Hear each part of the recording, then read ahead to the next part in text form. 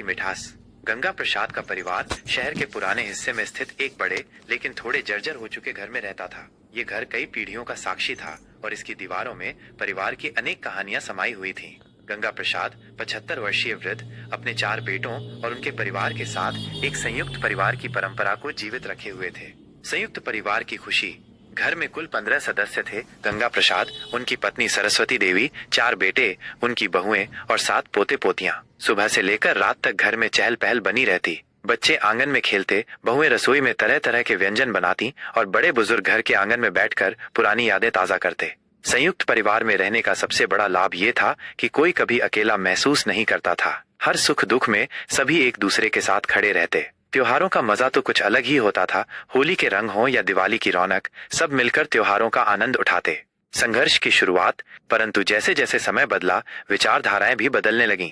सबसे बड़ा बेटा रमेश, जो कि एक निजी कंपनी में ऊंचे पद पर कार्यरत था, आधुनिकता की ओर अधिक झुकाव रखने लगा। वो अपनी पत्नी के साथ स्वतंत्र रूप से रहने के बारे में सोचने लगा। दूसरा बेटा सुरेश, जो कि एक सरकारी अधिकारी था, उसे भी अपनी स्वतंत्रता की चाह थी। घर में जब इस विषय पर चर्चा हुई तो गंगा प्रसाद को गहरा आघात पहुंचा। उन्होंने कभी नहीं सोचा था कि उनके बेटे अलग अलग घर बसाने की बात करेंगे। घर में तनाव बढ़ने लगा। बहुएं भी अब अधिकतर समय अपने अपने कमरे में ही रहती। बच्चों का खेलना कूदना कम हो गया और हंसी मजाक भी धीरे धीरे गायब होने लगा। निर्णायक मोड़। गंगा प्रसाद ने परिवार के सभी सदस्यों को एक दिन बुलाया और कहा, अगर तुम लोग अलग रहना चाहते हो तो मैं तुम्हें रोकूंगा नहीं, पर एक बात सोच लो, जो सुख संयुक्त परिवार में है वो अकेलेपन में नहीं मिल सकता। उनकी बातों ने सभी को सोचने पर मजबूर कर दिया। रमेश और सुरेश को एहसास हुआ कि वे भावनाओं में बहकर एक ऐसा निर्णय लेने जा रहे थे जिससे परिवार की एकता टूट जाती। उनकी पत्नियों को भी समझ में आया कि संयुक्त परिवार में बच्चों की परवरिश, संस्कार और सुरक्षा कहीं अधिक अच्छे से होती है। परिवार का पुनर्मिलन। कुछ दिनों की सोच विचार के बाद सभी ने निर्णय लिया कि वे परिवार को टूटने नहीं देंगे। रमेश और सुरेश ने अपने पिता से क्षमा मांगी और परिवार की परंपरा को बनाए रखने का संकल्प लिया। घर में एक बार फिर खुशियां लौट आईं।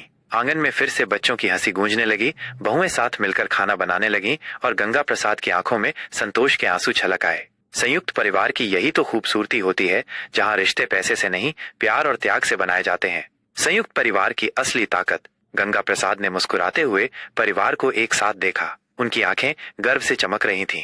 उन्होंने कहा, बच्चों, आज तुमने मुझे ये दिखा दिया कि संयुक्त परिवार की असली ताकत क्या होती है। ये सिर्फ एक छत के नीचे रहना नहीं, बल्कि एक दूसरे के लिए जीना है। जब हम साथ होते हैं तो हर मुश्किल आसान हो जाती है और हर खुशी दोगुनी।